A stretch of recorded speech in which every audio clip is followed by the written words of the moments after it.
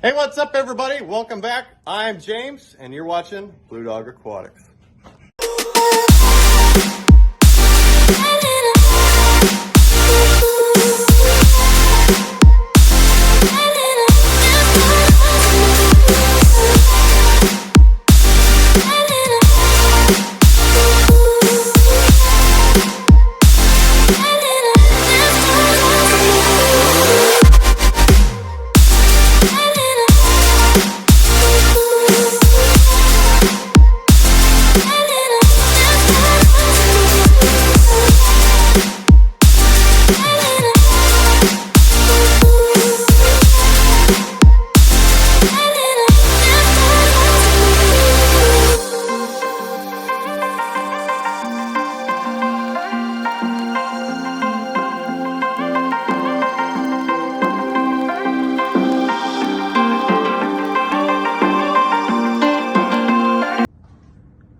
All right, guys, as you can see, we are making a lot of headway with the fish racks.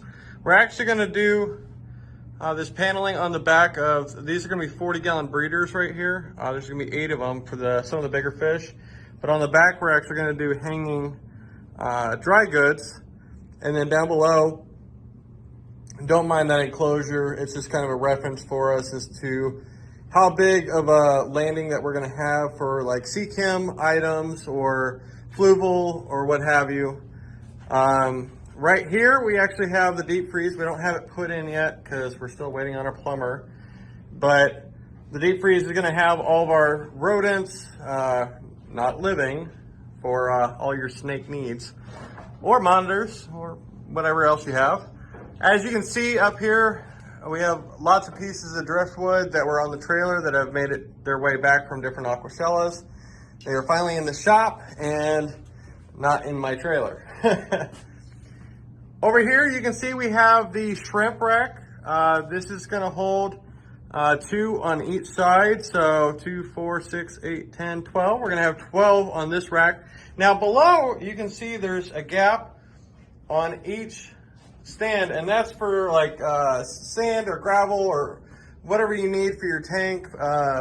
I use a lot of the fluval stratum, so that's probably going to be done there as well. These 2 corner posts right here, you can see they're a lot different than the rest.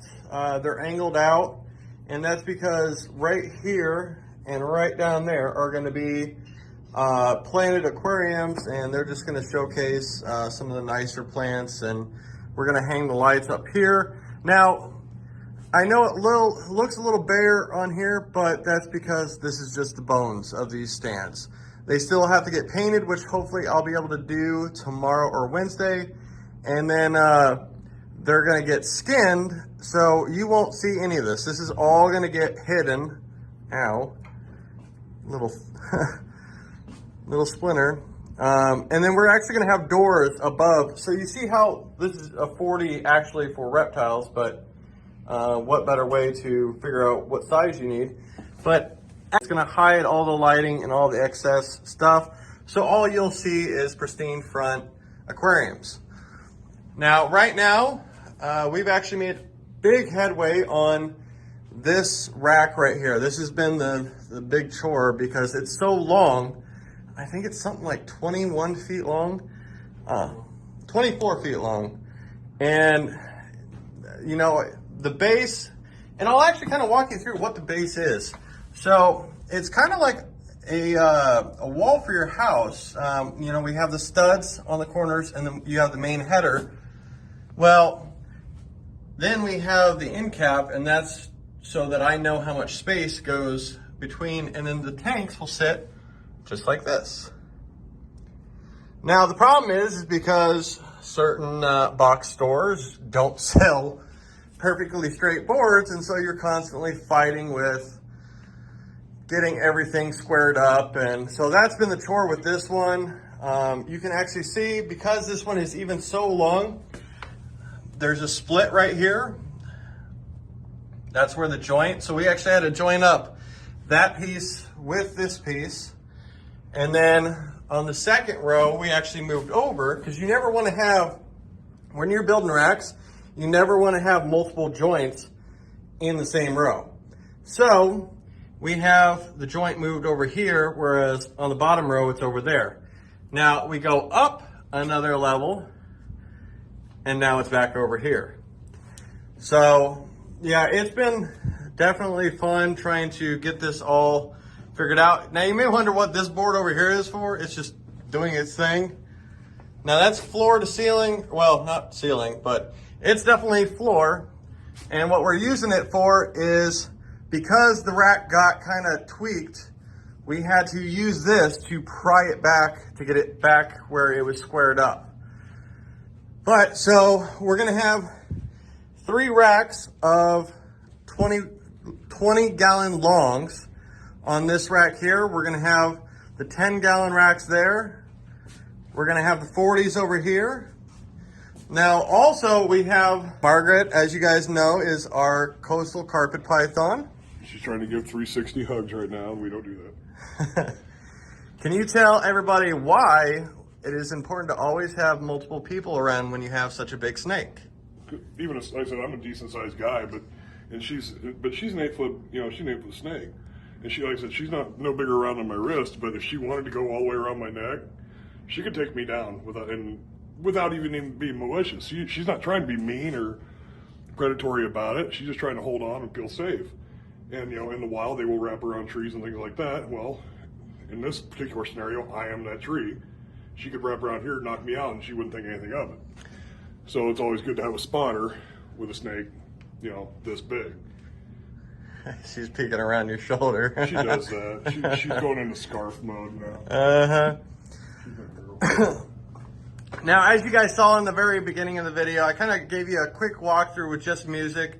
But as you can see, we're starting to get some of the terrarium enclosures and everything like that over here. We're still laying this out, but the main focus right now is getting these built and getting tanks over here because, I mean, as you guys all know, the proper cycling for tanks is 3 to 4 weeks. And, the good news is that we're hopefully, tentatively, shooting for middle of January to open to the public. So we are here every single day, every single night, and working hard on this, making sure that everything's squared away.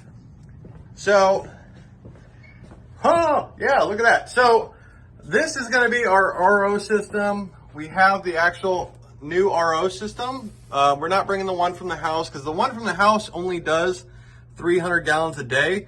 As you can see, this one does 120 gallons per hour. I mean, that's just insane.